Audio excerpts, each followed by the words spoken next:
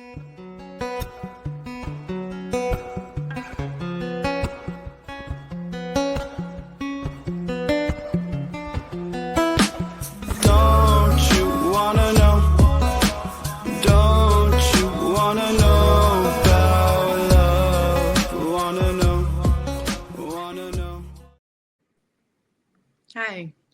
Howdy. Welcome to the Foundry podcast. We find ourselves at the close of 2024. I think it's the 27th of December already. All right. And Seb won't be joining us today. So you have Dan and I. Yeah, it's middle of the night for him in Sussex or somewhere. So hi, everybody. I'd like to do a couple of things that are not just conversation about love. These are conversations in consciousness, and they're not explanations of how reality is. They're things for you to open your awareness up to and see what happens in you when you do that. Like looking at a waterfall or something. You're looking just to see how you and the waterfall exchange, how you and the words or the meanings or love integrate with one another. And I was thinking about this because of the healing. Somebody asked me to do some healing work with them on a spinal issue, which always has to do with will. And that's fine.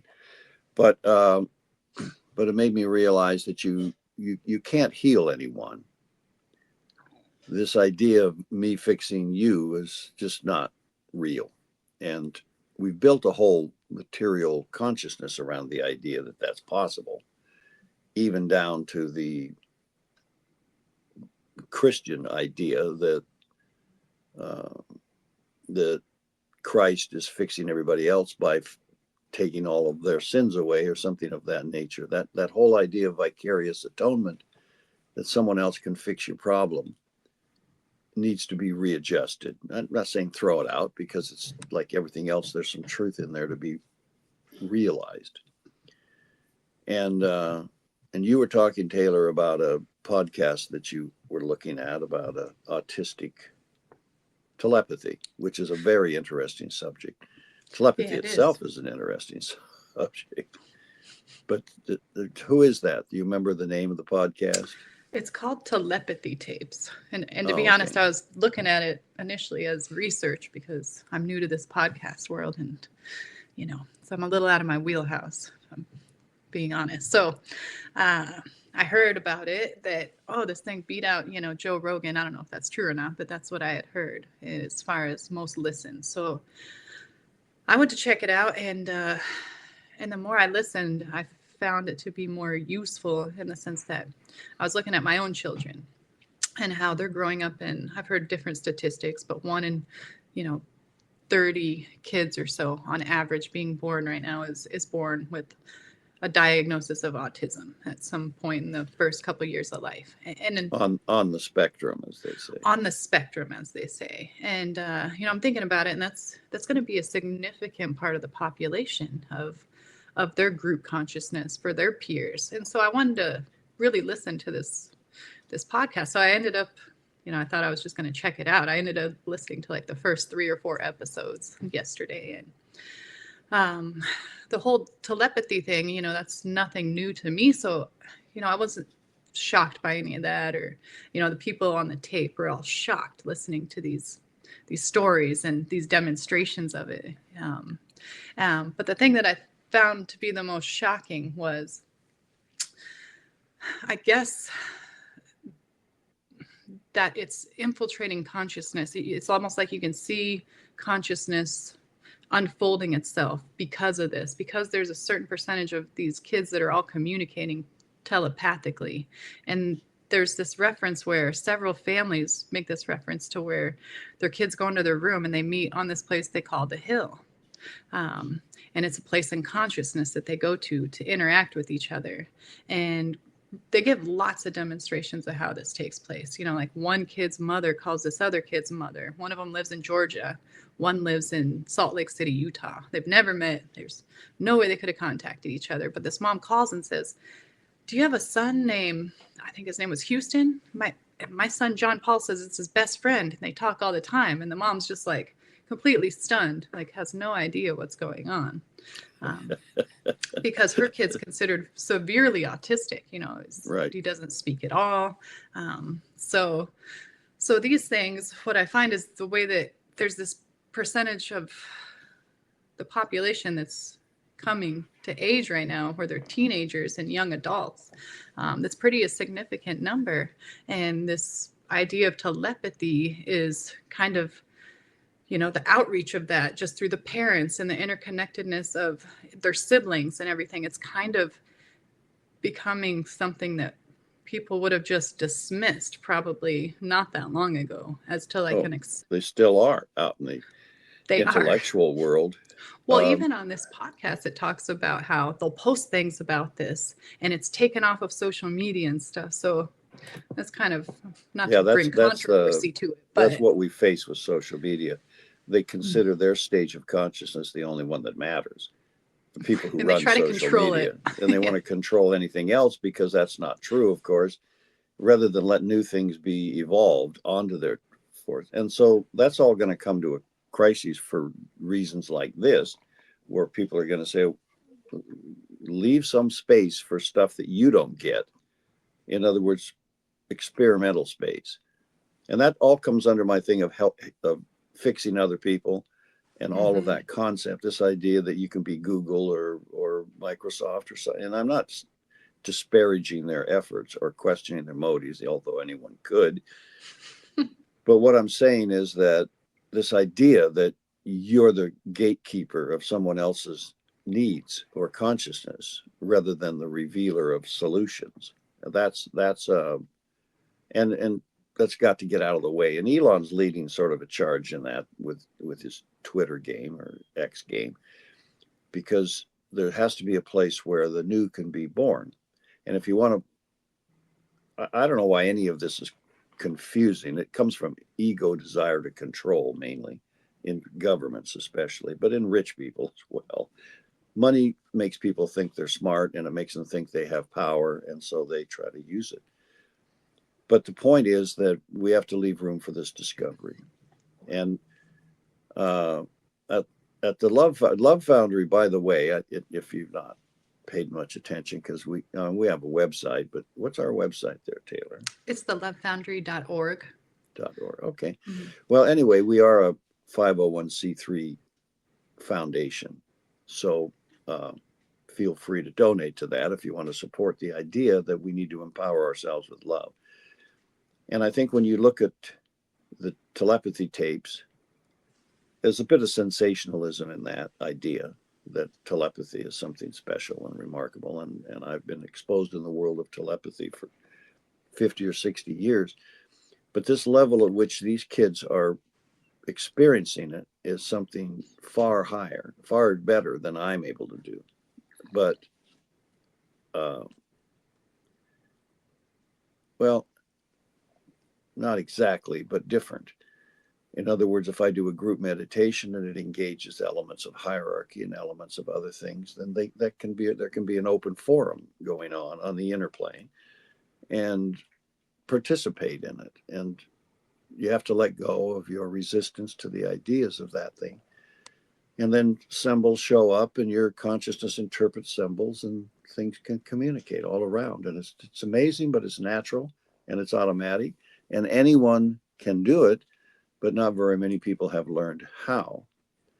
And the younger people are, the more open they are to doing it because they haven't closed off their consciousness with their ego yet. And in the unbelief that these things are possible. And also it's a generational group thing in that this generation, I guess Z or the one after Z, maybe back to Alpha or something, I don't know. But that this generation has its own stuff. It's coming into the world, being born into the world out of the soul world, and they come with their status, whatever that status is. And every status of every generation has certain things that are strengths and certain things that are going to be weaknesses. And they rely on the generation ahead of them to help them get their feet on the ground. And that generation ahead of them, which are their parents and their grandparents, relies on the youth to show them the new ways in which we can incorporate possibilities. So that would be the natural thing to do if we weren't busy interfering with each other's progress so well. And I think that autism overall, I have lots of friends who have kids that are on the spectrum in that respect. And there's lots of ways of expressing that. But I think a lot of it has to do, in my experience, a lot of it has to do with the inability to love, the inability to give our children the empowerment of love, not love them. You love your kids, but are you empowering them to recognize and access the energy of love within them that binds the whole universe together and gives coherent, intelligent process to itself? And Yeah, that's the part of this I kind of had a big emotional response to this, actually. It kind of broke my heart because I was looking at. I have to send a text while you're doing this because I remembered something that must not be avoided. That's okay. Go ahead, I'm listening. Well, it's exactly what you're talking about. This they haven't got what they need and what they possibly maybe came here for, and it drives them so far that it's almost like something inside of you breaks, where you have to withdraw or you have to go, you know. And maybe that's the wrong point of view, but there was something in that that really struck me. It was like, gosh, it has to come to this place for us to awaken that inside of us. And I don't know. There's got to be. Yes, we do. Why we're there's doing no this work, you know. there's no avoiding the situation we're in because we're in it. So we can have emotions about it. You can say it's a shame that these autistic kids have to experience autism, but they are who they are, and they got the way they are by experiencing themselves in the world. That's how we all got the way we are. So when we do that, when we experience ourselves in the world, we're going to make choices. And if we're not prepared for the world that we're in, which is utterly fucked up, this is the world that you're living in with your kids out there, even out there on Maui, where you've got a bit of nature around you that you can cling to, is totally screwed up. And it's screwed up because of our misapplication of intelligence and our ignorance of love, the energy of love, and the application of will, because we have to apply will. We have to use intelligence. And if we've avoided love and have no open relationship of how to apply it, then we're up the creek without a paddle, because you love has the creative powers of the universe invested in it. That was by a decision made on a court high above ours. And if you're going to ignore the energy of love as a useful tool, you're going to totally skew the reality in which we all live. And that's what humanity's been doing for millions of years. So to build our way back across, to build a bridge to get back across to love, is the whole undertaking of humanity. And every generation born has deficits in that department. And this generation that's starting to come in now has strong assets in the direction of love and not really good assets in the direction of living without it. They don't do well without love. And they have deep-seated insecurities and chaos inside their consciousness when it's not offered to them, when that option is not available from their teachers, their parents, their peers, other people. So they seek refuge in the consciousness that they can find that gives them a sense of recognition and stability. And telepathy is one of those places you can find it because it operates outside of ego. Telepathy doesn't really happen in the ego mind. It happens out in intuitive mind, where different beings relate to each other, consciousness to consciousness, in the what would be the mind of the soul, so to speak. And if you can find your way into that, you can have communication with beings. And those beings, generally speaking, are and I'm only saying generally because I don't want to get into too specific a conversation about it, but those beings are infused with love because they live in the soul kingdom, which is where all souls come from into this material world, which doesn't have any idea how to relate to love. We're just not good at it. So it puts pressure on you as a parent to recognize and apply love to yourself, to empower yourself with it so that you can bring that to the opportunity of your children. And the failure to do that creates a sense of failure in you and grief in you, and the recognition that you're a totally fucked up, inadequate mother. Which no one wants to confront. We got enough trouble on Monday morning without confronting that when we look in the mirror. But that's just the wrong way to look at it. As Billy Joel says, we didn't start the fire. Sometime way back there in the dim recesses of the past, this something happened. And as a result of that, we got separated from something that we need as an everyday tool to our survival, which is called love. And we've been slowly, gradually, painfully working our way back to it.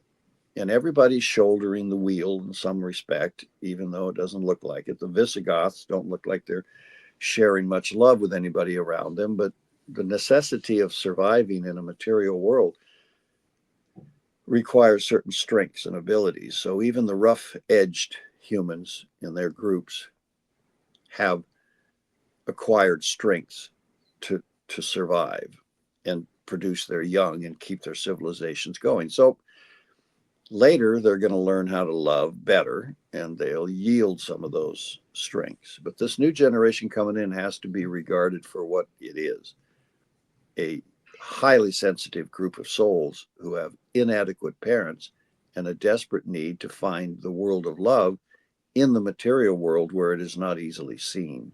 It's here. It's always here. Love is everywhere. There is no absence of love in the world. There's only the absence of the recognition of it.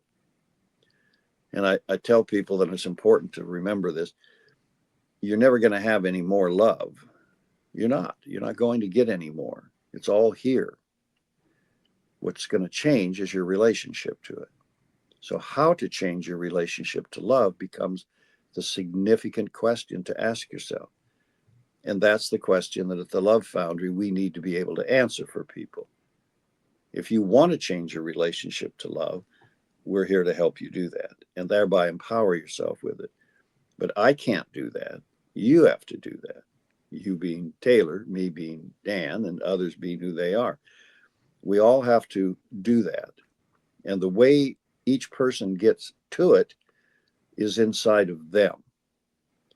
When someone asked me today about healing someone who had the spinal issue, when you look at the problem, you see exactly if you look at it from this telepathic point of view, so to speak. If you look at it from the healing mind, you see how the individual got into the situation they're in. And sometimes it goes back in the world in which I analyze things. It goes back to other lifetimes. For example, someone could be paralyzed in this lifetime from trying to raise Kundalini energy in some religious cult they were in the last lifetime, or some guru that gave them bad advice and paralyzed themselves or destroyed some principle of their health. And now when they come into this lifetime, karmically, they have a problem to deal with. And you think, well, what did I do wrong? Well, the motive may have been good. As they say, the road to hell is paved with good intentions. It's because that's often what we do. We try to work out something that we think will benefit our group or each other or ourselves. But we make mistakes in doing that, and we misapply energy. And the commonest mistake is to apply will and intelligence to a problem that love can solve, because you don't have love handy in your toolbox with a full understanding in your consciousness of how to apply it, which it has an instruction kit in it. It has abilities and powers that only love possesses. And if you grasp those and recognize them, you can apply them to your education of your children, to the living of your life. But if you're missing those completely, then the toolbox is empty. You have to reach for something. So everything that looks like a nail, you hit it with a hammer. A hammer of will or intelligence doesn't solve the problem that love is equipped to solve. And kids get really scrambled when they come into a world where this is going on around them. The medical profession's doing it. The educational world is doing it. Their parents are doing it. What the hell are they going to do for a refuge?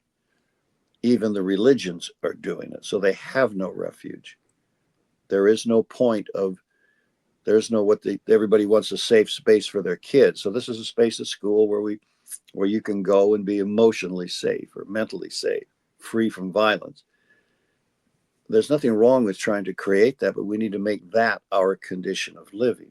And you do that with love, not by exiling everything that you don't like the look of. Sorry, we can't wear a red shirt because that inflames emotion. So if you come in the safe space, you can't wear a red shirt.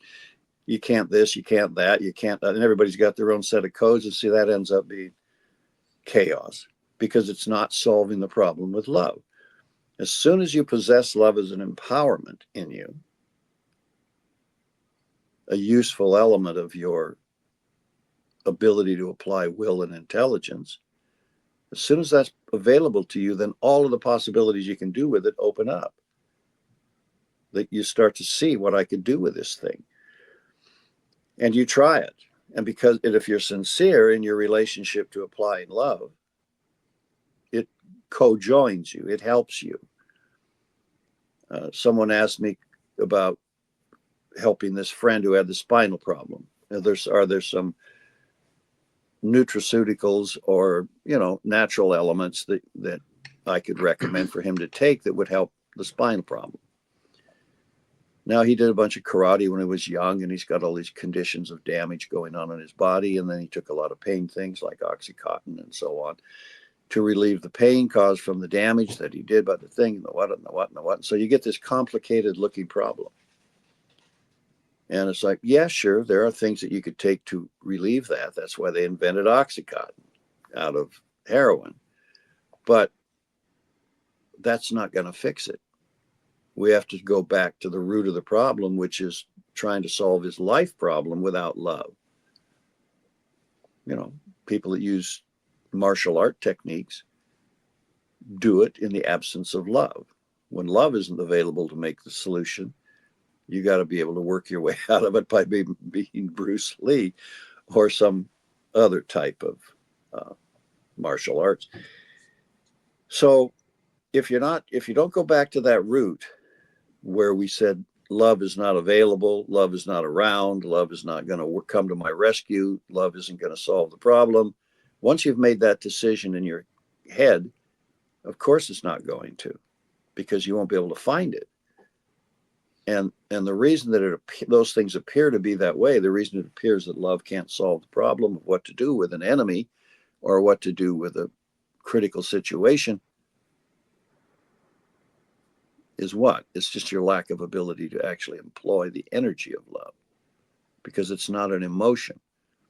It's not a thought. You can't just wave a hand unless you have exactly the right, magic about it. But it's certainly there. It's there in the atmosphere around you.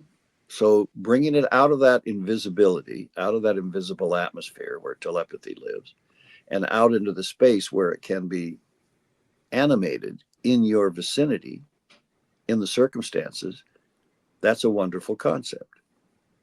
And it's doable. And it will be achieved by humanity down to the last human being at some point in time. So now would be a good place to start. And all of this is happening because we're coming to like all things, we're coming to a crisis point where the necessity of that is the only solution. And that's, necessity is the mother of invention. We're going to break through to love because there's nothing else that will solve it, like quantum mechanics. You can think you're going to figure out quantum mechanics in terms of material science, but you're not. What you're going to do is you're going to rise out of and above material science into a science involving a higher register of frequencies or another kingdom of energies or the science of love, if you want to put it in those terms. And so all of this is about growth and all of it is about maturity. And that's what's happening in the human race. And those kids, some of those kids are incredibly intelligent and sensitive.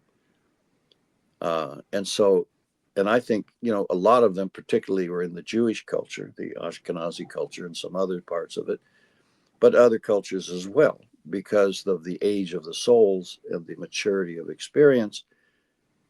They're bumping up against the necessity to include love in their lives because they've learned everything else. They know everything else. They know how to do everything else. And it's not solving the root problem.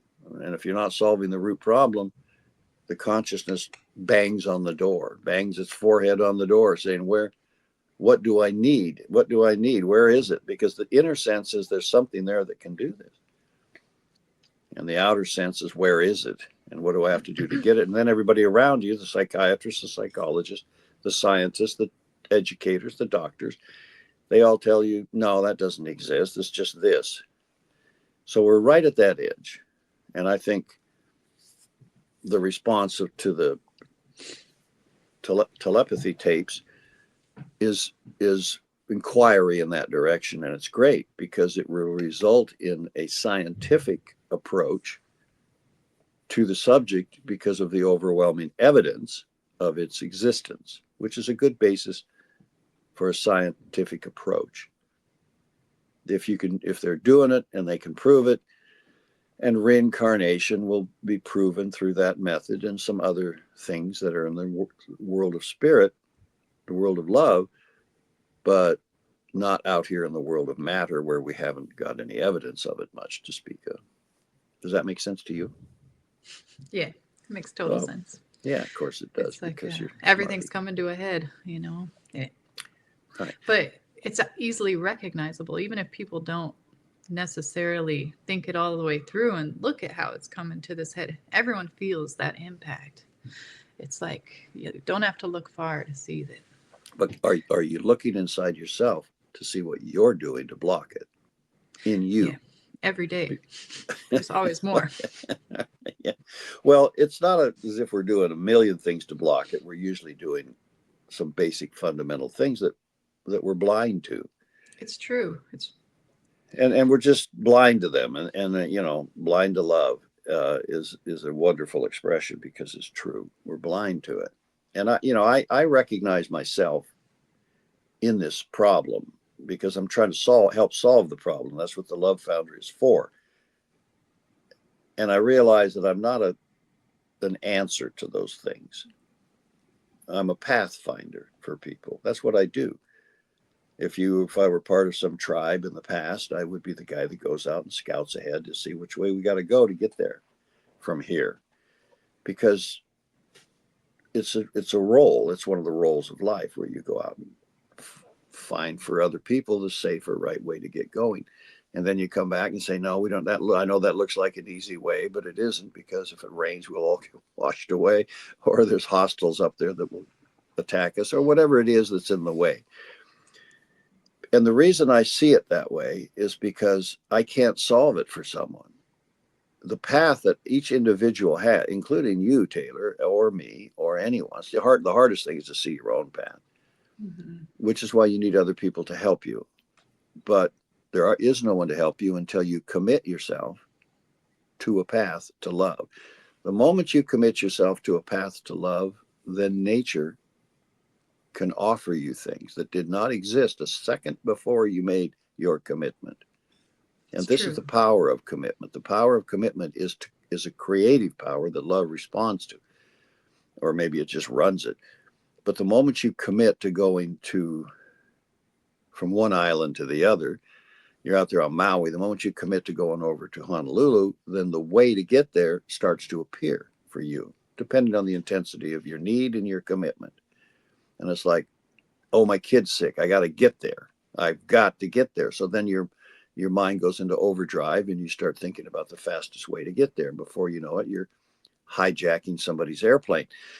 because that's what you're not going to not get there with your kid. But none of those things make themselves available to you until your commitment, driven by your need and your purpose. And that's true of these autistic kids. Their need to fit into a world and make sense will come from their recognition of each other. And by recognizing each other, they recognize we are a group and we have a common problem. And I had, as you know, I had a lot of PTSD when I came out of Vietnam, more than anybody needs, because being a Marine for a couple of years in that mess really scrambles up your ideas of how to live and coexist with others in a peaceful way. But there's a lot of other people like us. And that's the first place I saw the evidence of this proving itself. It was a guy by the name of Mo who spent 5 or 7 years in a cardboard box. And he had been in the same place I was in Vietnam. He wasn't in the Marine Corps, he was in the Army, but it was the same base. He was just on the other side of town. And when he came out of the experience, survived it, he was living up in Berkeley, and he was so scrambled up that he became a paranoid schizophrenic and then started taking every drug he could find. And he moseyed through a few years, maybe 10, I don't know exactly, trying to find a way through that problem with LSD. He probably took enough LSD for the whole city. Not to mention anything. If it was a party and somebody had some, he was taking it. And that's where you get in that situation. And eventually, and he went to New Mexico and did peyote, and he did everything. But he was basically a nice guy, except for the military madness. So he ends up living in a cardboard box and won't come out. And a lot of guys are like that. And but one day, Mo crawled out of the box and said, "This sucks. We have to do something about this." So he got other people like himself together, and nobody else could join their group. It was just people who had been through the experience that required this problem. So you had a bunch, like the autistic kids, you had a bunch of people who were in this scrambled up condition. And the one thing they had in common was war. But guys, and I've been in many of those groups, and so I know what they're like. And they have the same understandings. They know they know understandings that other people don't get, because they've all shared these experiences with each other. And they started, and Mo just kept getting better. Now, he was fucked up, no question about it. You don't do that many drugs and that much war without being totally whacked. But in the center of him was this energy that was just outpouring. And he was, the thing that was astounding about him, when you meet him and interact with him for a minute, you realize he's completely harmless. There's not a touch of harmlessness. He's like Dostoevsky's character in The Idiot, who, surviving the war that he didn't expect to survive, he becomes harmless to anyone. And I'm sure that Mo never read Dostoevsky, but that is a true experience. And Dostoevsky captured it. And but it never occurred to him. That was over. That was done. Do what you will. He's not going to harm. So he started building an organization around him. Well, it started building itself around him. And not all of them were harmless, because they were protective of him and a little bit whacked from their experiences and so on. But they were all veterans and they all understood it. And he formed an outfit called Vet to Vet, which still had no acceptance of anyone else. And it's now worldwide as an organization. And when you meet Mo, you think, this guy can't sharpen the pencils on the desk. He's too far gone. He's blown completely. He just is, how are you? Hi, nice to meet you. And it's just a gentle person, but there's no driving energy there. But the energy is driving him. And then Harvard showed up one day and said, "We want to join your group and watch what you're doing, because you're doing something that we don't get." And he told them all to get effed and said, "No, this is not for other people." And he wouldn't take any government help. He wouldn't let the government. He knew the VA was no help at all because they rule out anything that they don't like or don't understand or don't want. And so he proceeded, but Harvard came back. The guy that was head of the uh, Harvard Medical School was a pretty smart guy at that time, and he said, "Look, you got to let us in because we want to learn. We're not coming in to tell you what to do. We will not interfere, and we'll pay your organization a bunch of money." So they bought their way in on the condition that they could observe, but they could not comment, interfere, or do anything. So that went along for quite a while, and I watched a video conference with that man, the man that was head of the medical school, from a meeting at a VA one day. And Mo was there in the room where I was, and the guy was in the other end of the teleprompter at Harvard. And it was interesting because he said, we had no idea what was going on here. We had no idea that this would work or what was working, but we knew something was happening here and nobody was doing it. So there was no psychiatrist or psychologist or doctor in the room. These are veterans that were doing this with each other. And it was working, and they were becoming healthier and more wholesome, and they were walking away from drug addictions and walking away from suicides and madness, which does plague you pretty powerfully when you're caught up in it. And he said, so we have to rewrite our textbooks. He said, we have to change everything about how we think about healing and health, particularly in the psychological world. But he said, it isn't confined to psychology. It works into the body as well. And he said, so what we did is we took people like him. We took a group of paranoid schizophrenics and we put them together. They weren't all veterans, but they were all that way, and they all knew what that was because they'd all been living in it. And nobody was telling them anything except talk it over, see how you like it, see if you can help each other, whatever. And it worked the same way. Something enters the group, presence, that's only there when the group is there with it. And it starts a process. And now I've watched this process work in groups, VA groups, and meditation groups and other healing groups myself, because I know how to facilitate it. But because you can't tell them what to do, you can invite it, you can wait for it, you can look, and if you are patient, it'll take a little time, and energy will go this way and that way and this way, and then all of a sudden it'll just shift the room. And it's startling. And it's like, holy crap, where'd that come from? Well, these autistic kids are telepathically meditating in that where it's coming from. and they're comfortable there. And we have to get them uncomfortable there enough to say, hey, guys, look, you're living in the physical world. So we need you to come back to it. We need you to live in it with us. And then they're going to give you that, I don't want to live there look, it's not me. And so you have to provide for them circumstances that make it possible for them to do it. And that's probably why you're living in Maui, because you can create circumstances like that. What's going on over there at your end there? Oh, Livy's just popping in. Say hello, Liv. Hello, Olivia. Did you know Olivia? Livy, oh, she can't hear you. Oh, right, she can't hear me. Anyway, tell her that for the second straight year in a row, Olivia is the most popular girl's name in the world. Oh, well, I can see why.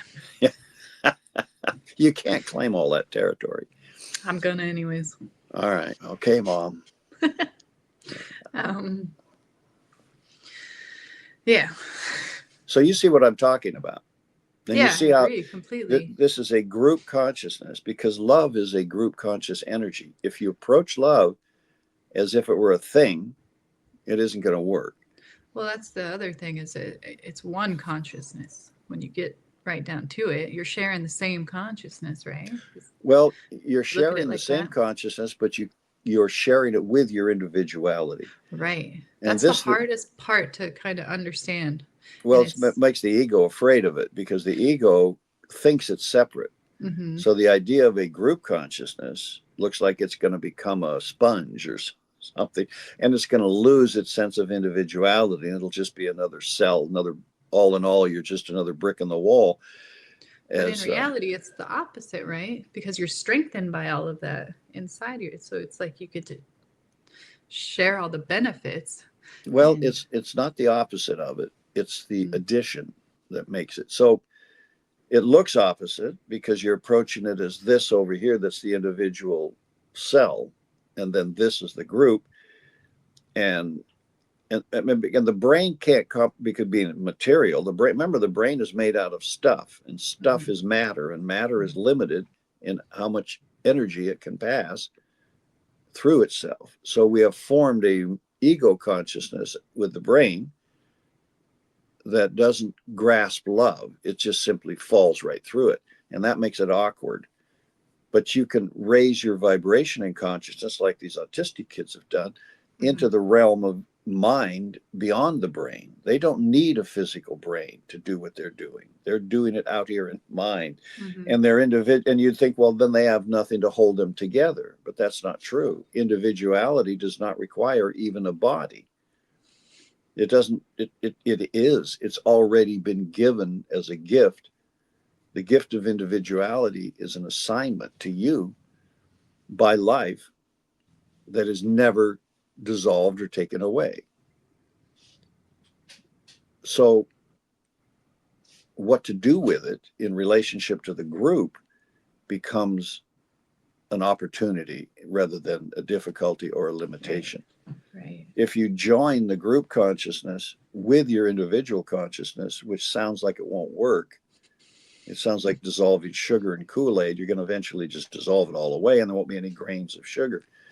That's not true of individuality. It doesn't require itself to be material to have individuality. It just simply does. And the interesting quality is that love does that for it. Mhm, Love doesn't require you to dissolve away individuality to join its group party. Well, once we get past that stumbling block, then we realize what are the gifts of doing that? Well, the gifts are your friendship. Like the autistic kid whose friends living in Colorado, you really have no idea how many people are supporting you in the world at your struggle because you don't see all of those people. And some of them are far away from you physically. Colorado's close relative to the universe, but there may be beings of your relationship with that, as far as you can possibly think, that are as close to you as your own breath, that support you. And this is the power of love. Love is an infinite quality in the universe that connects all things in the universe together into a single unified expression of life with creativity, transformation, transmutation, grace, all of these qualities that are rich in love, but are unconscious in the material experience. So it's there are reasons for all of this. There are basic reasons why the human race is absent love within itself, and there is a methodology of building a bridge to that love in ourselves, which is ultimate healing. When you think about it, all disease in the human race of any kind whatsoever, mental, emotional, physical, inherited, I don't care, name it. Diseases of poverty, diseases of anything, they're group, they're individual, and they're racial, and they're all these different kinds of diseases, but they're all related to the absence of love in some form, in some limit. And when you release all those resistances and open that bridge to love and empower yourself with it, then healing comes with it immediately and starts to unfold all those limitations. Well, that's a human necessity for us. And I don't know who gave us the job. Maybe we assigned the job to ourselves by volunteering, which is idiotic because volunteering is how you get yourself into the. I know from being in the Marine Corps, the volunteer thing can really, yeah, we've got a impossible mission to go on, and probably nobody's going to come back. I'll go, that sort of thing. Uh, but we're here anyway. So whatever we did it, and we're in. Once you're in the gravity well of reincarnation on Earth at the material level, down at the bottom of the universe, down at the bottom of the barrel, you're not getting out. There's no going back. There's no saying, no, I'm not, this is my last incarnation. Like kids did in the 60s. We all got spiritually conscious and said, okay, that's it. This is too much shit. I'm not coming back. Well, yes, you are. The, we're what are called esoterically as sons of necessity, which means we're beings in the universe that it's necessary for us to take incarnation on the physical plane and experience ourselves there until we have mastered love, the lessons of love. And then balancing karma and freeing yourself from it becomes a natural matter of progress. So we're in the middle of all of this, and humanity has come to a place where it can't proceed without it. So there's souls on the inner world volunteering to come out into the outer world, but they need circumstances that will make their gifts available to us. And we can't, 100 years ago, we just locked them up in insane asylums. Now we have to recognize there may be a gift here that needs to be released into their life so that we can gain the benefit of their powers of love, which they don't even know they have. And the word doesn't have any meaning to them. And half of them are being intellectualized to the point where they don't even believe in love themselves. And that's a problem of their parents doing that to them. They didn't do that to themselves. They live in a culture that, and look at the existentialists, look at the smart guys that came out with all of these proclamations about things. So empowering ourselves with love becomes a practical method of overriding all of that. Because as you become empowered by love through your own efforts, you start to see through your knowing. Then you begin to know love.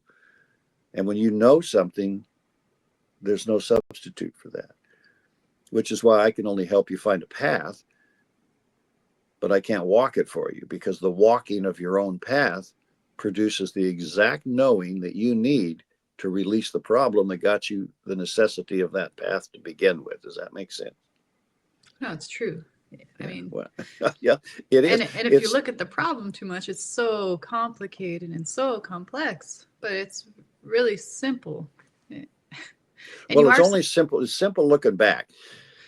Yeah. When you're looking, of guiding that consciousness, I guess, essentially, is simple. It really is.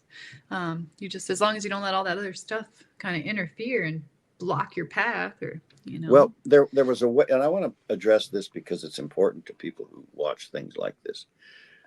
In the chop wood, carry water world, you could go find your guru, you could find your teacher, your master, your mentor, who would tell you, because he's wiser, and he's the one that on this particular journey that you're on, convoluted and up this and down that and over there, he's been on that journey before. He's been there and back, and he knows that I can't tell you what's there except in general ways, because you've got to learn how to learn it.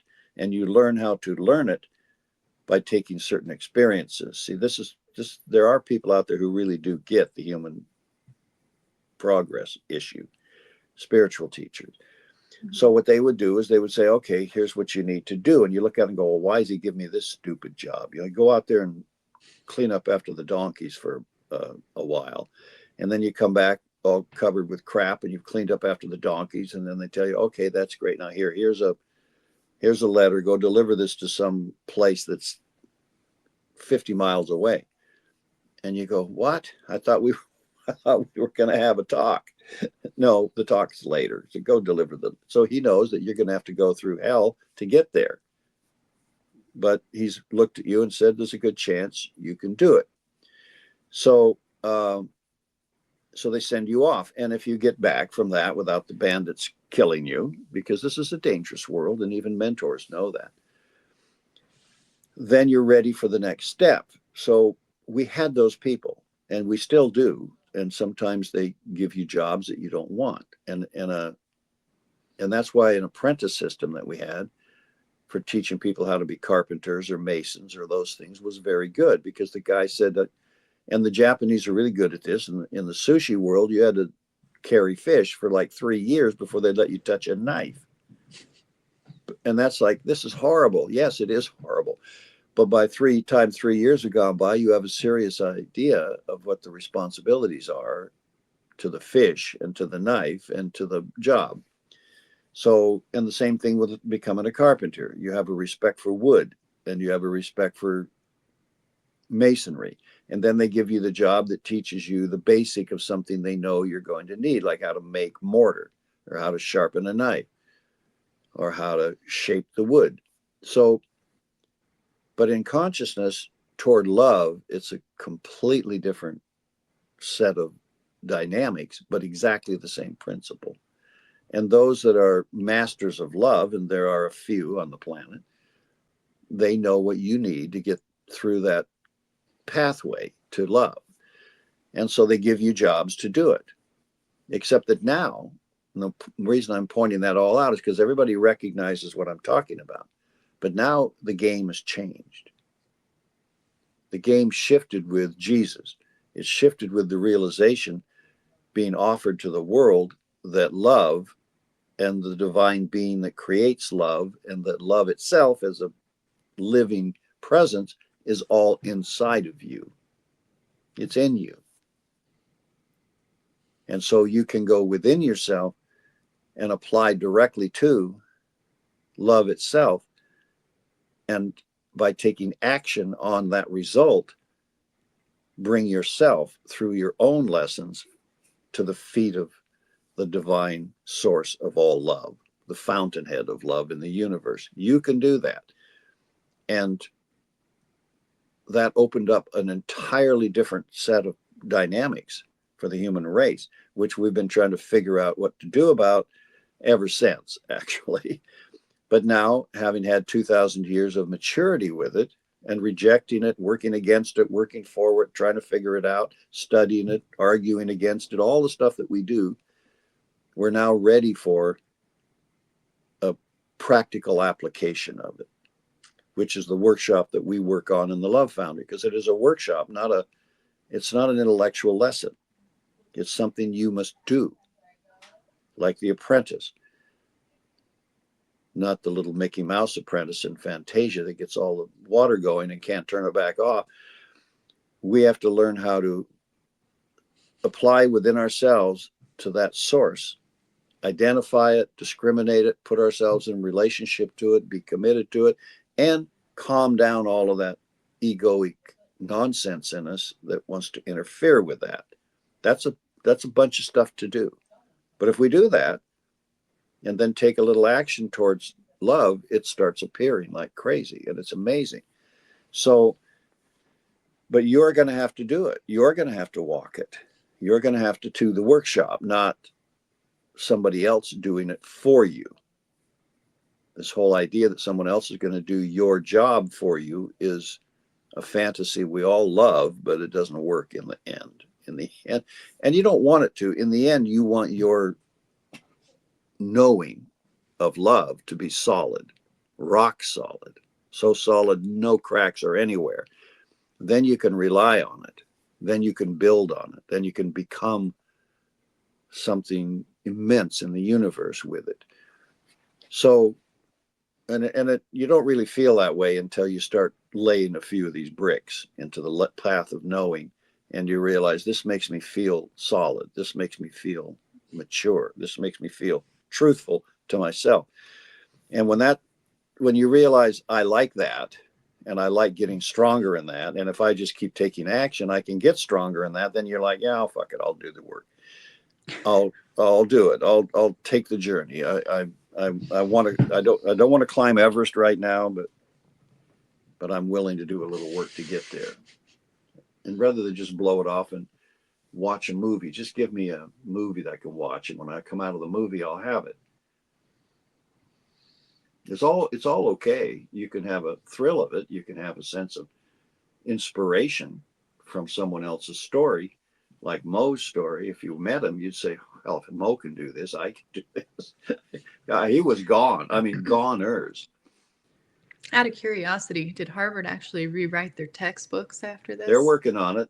He was an amazing guy. He was amazing. I had no expectation that he would be the least bit humble towards the situation.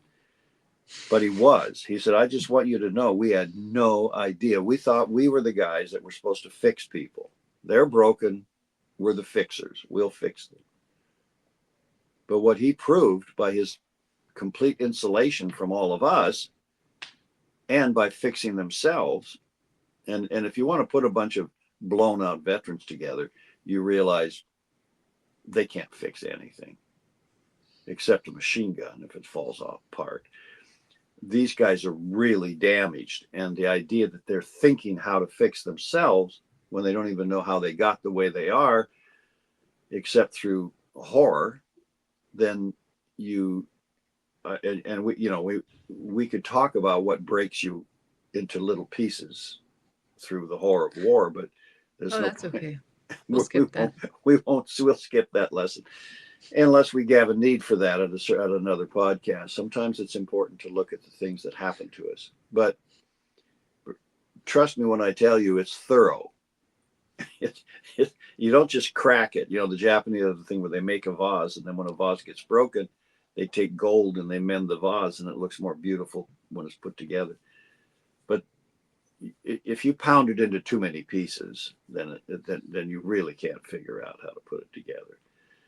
And so, you know, it happens. And when you get there, that's why suicide seems the only option. There's no way to put Humpty Dumpty back together again. I'm going to just get out of here. So no, he was humble towards it and said, we're working on this. That's why they put together the schizophrenic groups, paranoid schizophrenics, and they started fixing each other. Hmm. Now I don't know if it'll work with a room full of pyromaniacs, but if they were sincere about not wanting to burn other people's shit down, then maybe it would, because it's all based on the misunderstanding of love. That's the conclusion you come to. Yeah. Because all disease is inhibited soul life or inhibited love. That's the first law of healing. So the reverse of that, which is the unblocking of love and the letting it flow into us. And that's why with the person who said, you know, I want to do spinal healing, that asked me about that and said, "Is it, what can you recommend that's nutraceuticals or things that he can take?" There are a number of things that would be beneficial. But what's the point? Until the commitment to love is put into place and held, the rest of the stuff isn't going to work. What's the second part of that? The job of the healer is to lift the downcast eyes upward, and the soul does the work. Well, yes, Something like that. because the blockage, yeah, you get into the other laws of healing, and by the time you understand them a little bit, Mhm. then these are not my laws. These are things that were worked out centuries, tens of thousands of years ago, because they're true of everything and everyone. And by shifting your gaze off of the material and up into the source of the spiritual, which looks up to a material world. It's Mhm. not, it's inside, not Mhm. up. And but that's a conception that the brain can't register. It doesn't realize how there's a bigger universe inside of you than out here. How does that work? And how can you go further into the center and get into bigger and bigger kingdoms with more power and less density? And yet that's what happens. And once you start using the mind that lives there, then that makes perfect sense. Like the eternal now makes perfect sense, and past, present, and future is like right now. Past, present, and future are all right here, right now. They're just there in different aspects of now. They're not separate things like we think of them out here in the brain, because the brain is a chemistry event. It's a cascade of chemicals, which takes you from one condition to the next, like a movie screen. You know, just cellular movies. You're moving your arm like this, but it's different pictures of your arm in different places. That's what chemistry does in the brain. In an odd way, in an incredibly complex way. And we interpret that as the movement of a hand. But in fact, it's not that at all.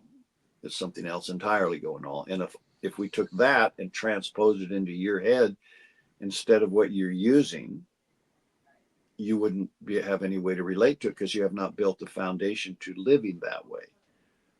So reality is right here. It's like the line from the Dylan song, Joker Man, you know, truth is just around the corner from you. How's that line go? Oh, freedom. Freedom's just around the corner from you, but with truth so far off, what good would it do? Now that's how insightful that man was. I was thinking about that quote a lot. Actually, as I was listening to that telepathy tapes, because some point in there, the kid says, and they're using this spelling board to communicate. By the way, they're not saying, but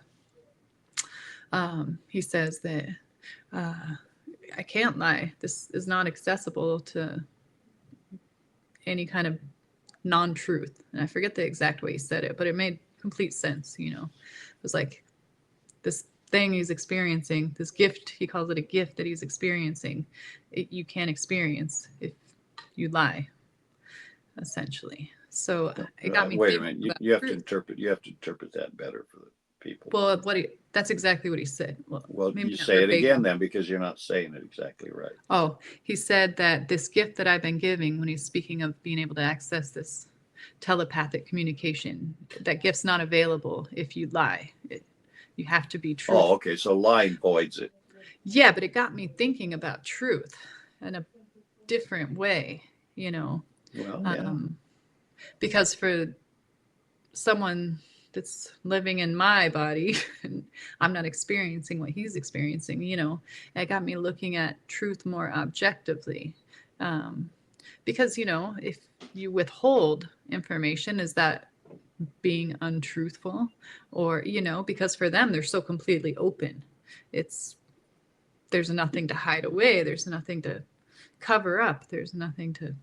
Well, there's no reason to. There's no because reason if to. any doing of that separates you from truth. So you're looking, when you look at it from what you were just saying, you're looking at it from a perspective that's one step away from reality. If you take one step away from reality into human consciousness, then you think about possibilities of there being truth and the possibility of there being an untruth. Yeah, see, I was looking at it in terms of freedom, you know, like the Dylan quote. I was thinking about, you know, when you're just living in the truth all the time, you're living in freedom too, because it's well, you're living certainly you're living closer to it. Mm-hmm. But if you believe for a second, and this is what the kids say, if you believe even for a second in untruth, that untruth could exist, then you lose truth. And why he's saying is when you are embracing reality as that's what is. Reality is what is. Now your senses interpreting it are necessarily limited.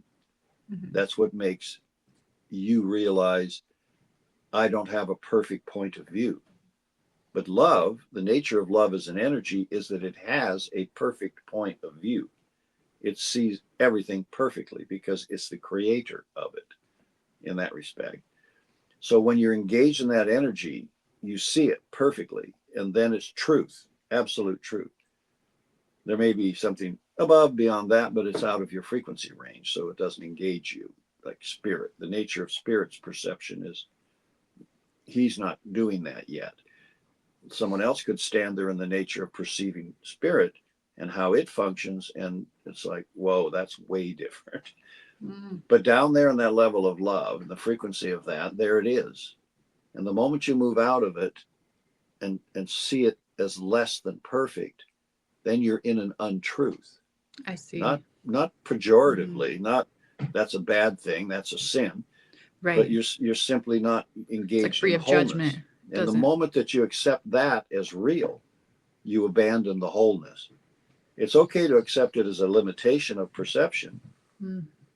Because you look at the world around you, and these kids have to learn these things. There's no philosophy of good or bad engaged in love. Love has no idea of good or bad. It doesn't make judgments. It doesn't need to do that. So it's simply this or that. And if it's that, it's not this. And if it's that, then it's not real. This is real. a perception of that over here that's partial, a partial perception of that is an unreal, but in its own way, it is real. And so we have to learn how love extends itself out to the unreal by recognizing the limitation of it and not the negative of it. Right. It's not a lie about it unless you assert that it's a truth. The moment you say this is all there is, this religion or this idea or this philosophy or this one thing is all there is, and the rest is not true, Then you're a now freaking liar. then you're a liar. and it creates that. But if you simply say that, if you limit this perception to that, then you're looking at that perception of truth. And so that makes it true as a perception of truth, but it doesn't make it true as an absolute. Mm-hmm. We could go on about that, but there's no point in us doing that because we're not connecting it to a specific lesson. If we're connecting that kind of conversation to your problem, what Taylor's problem with truth is, then we could get somewhere with it. And that's the problem we all experience. We have made judgments about love or perfect point of view or perfect remember, if you have a magnetic field inclusion, it's inseparable. A magnetic field is, you can't take a piece of it. It's just a wholeness. And love is a magnetic field of the universe, holding all of the data and information of the universe in that field. And if you take it on, then you have the consciousness of all of that represents, what it creates and where it came from. It's all there in it. So the idea of trying to take a piece of it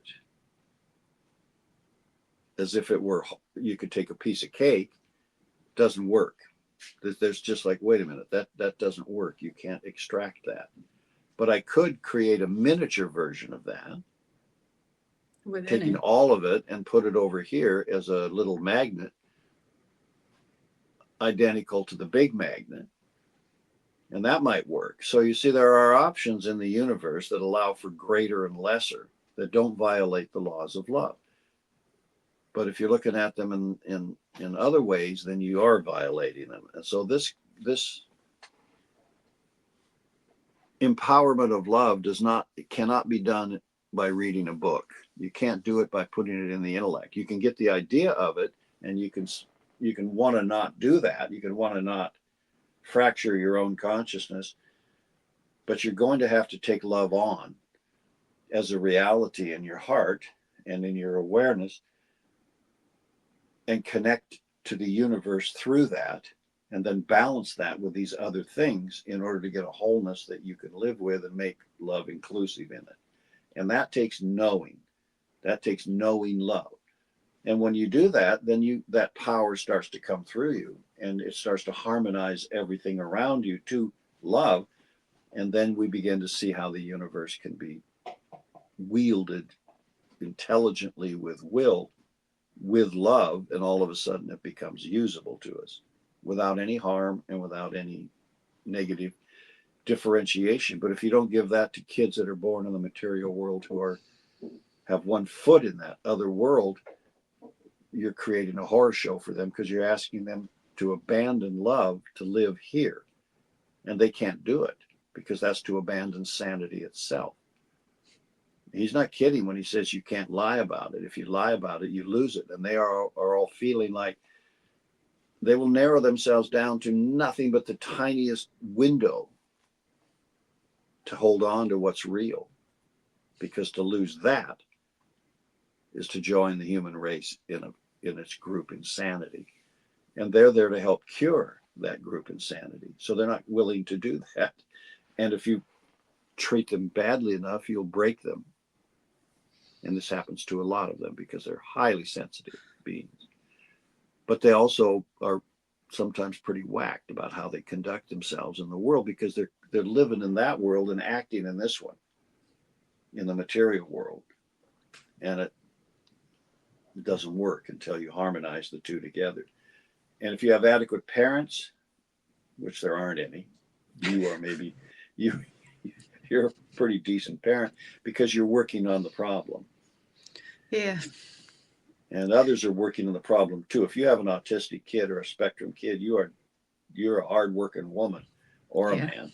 And it's because it's terrible to deal with because you love them and you see them just struggling. But if you're not looking in the right place for the answers, if you're not looking at love, and I have these conversations with autistic parents of autistic kids, and sometimes they hear what you're saying, and sometimes they just don't get it because this is an invisible energy. So we're working on the solution for that by having conversations about love, and that's all we can do. There's a pathway to this for every single person who listens. Well, that's the thing. You got to open your consciousness up. Like you said, it's a workshop where you got to come with that intention in you, and then it's all available, or at least some part of the path can open up for you, but it won't happen if you don't open up to it, you know. That's correct. And the other And thing about that commitment thing, I was thinking when Dan's talking about, once you start laying the bricks and your commitment and love starts to appear, uh, just as a warning label, I find it impossible to go back. For me, it's, if you're not working at it, you feel like you're not, something's missing. It's like yeah, you're always just constantly drawn back. It's like a moth to a flame. You just, right. It's okay, by the way, to tap out. You have to sometimes take a break because there's no place. Love except is for not, Dan. Dan never no, takes a break. I. That's why Scotch was invented. But no, but I'm talking about tapping out in the way of you turn to everybody in the room and you go, I love you guys, but I'm going to the beach and talk to the turtles. And Taylor has wonderful tap out places because she's got a beach not far from her where they got these turtles the size of frickin' Cleveland, and they're just all hanging out on the beach, snoozing. And you can sit and chat with them and leave everybody else home, and maybe nobody will bother you on the beach. Sometimes you have to do that. But the hard thing about doing that is that you're tapping out. You're leaving them. And maybe and especially when you got kids, that you're leaving them in the hands of that lunatic that you're married to. Those old cartoons about what happens when dad takes the kids to the playground are no joke. Oh, I yeah. have taken my kids to the playground, and holy Christ, it can be hilarious because you just don't know the many ways things can go wrong, but mothers do. So Taylor knows she's taking that to the beach with her, and she doesn't want to call in every 5 minutes and see what's going on. But then there's no point in going to the beach.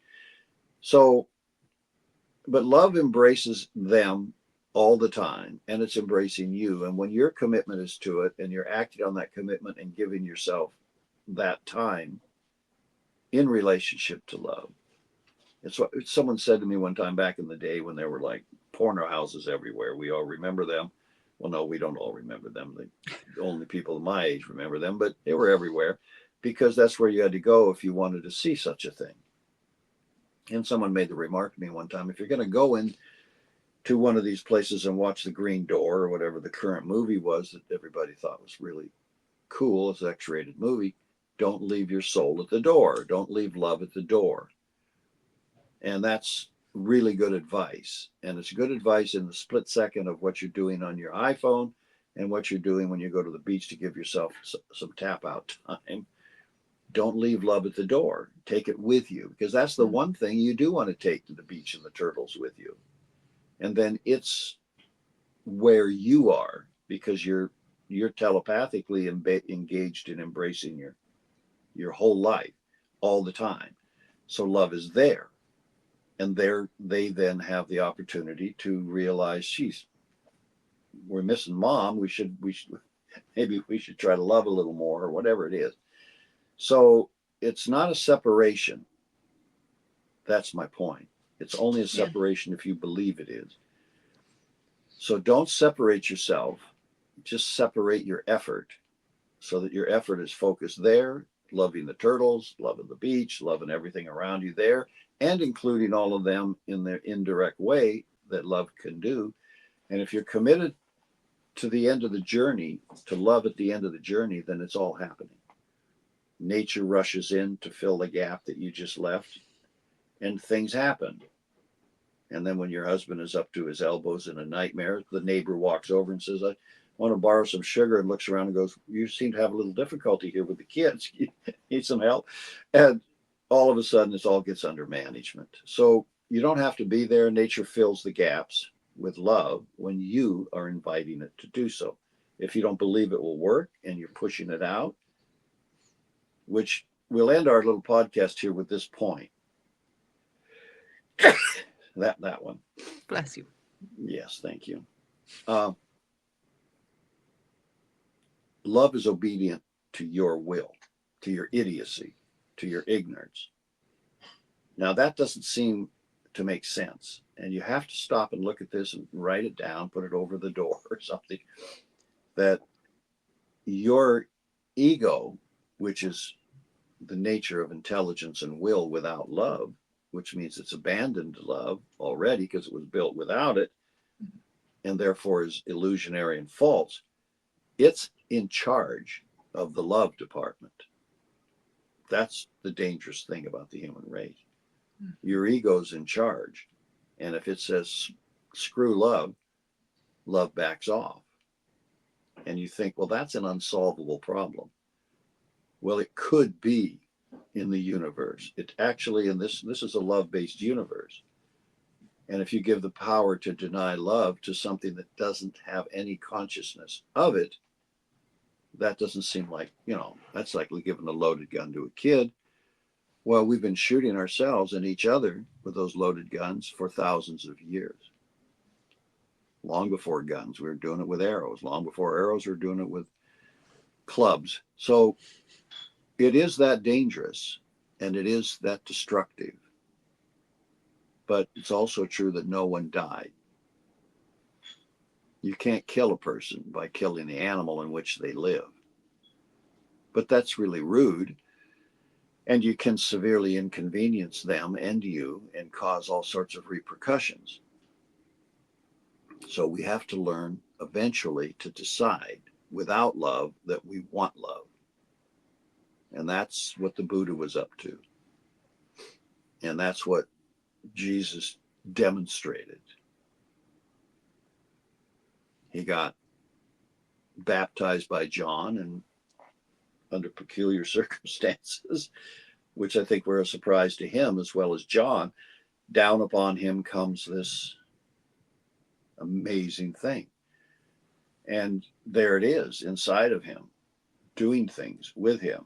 And what's astounding about that is that he could do that and not just go run babbling through the woods, because it's the advent of the divine life itself joining you inside of you, saying, what's up in here? Well, it could be equally terrifying and horrifying and mind exploding. But somehow this guy had been brought by his own development and evolution through his culture to a place where he could sustain it and act intelligently with it. And did for quite a while until they put an end to it by putting an end to him. But that was only because the rest couldn't understand it or accept it according to their, I think the common people could have, but the religious people who'd built their whole foundation of structure, economic structure and philosophical structure upon a different idea couldn't find a way to harmonize the two. If they'd slowed down a little bit and been a little more patient and a little more inclusive and forgiving of things, all that, maybe they would have. But that's not what happened. So as a result of that, we're where we are. And where we are is at the edge of an incredible discovery, which doesn't change one bit our responsibility. You still have to say yes. You still have to make the commitment. Not knowing the answer, you have to make the commitment. And if you can do that, then you demonstrate in you a quality that up to now has been rare in the human race. And as knowing replaces believing, it becomes a fact. And the power of love enters you and grows, and pretty soon you are demonstrating. And demonstrating is where we've got to get to, because that's powerful. And so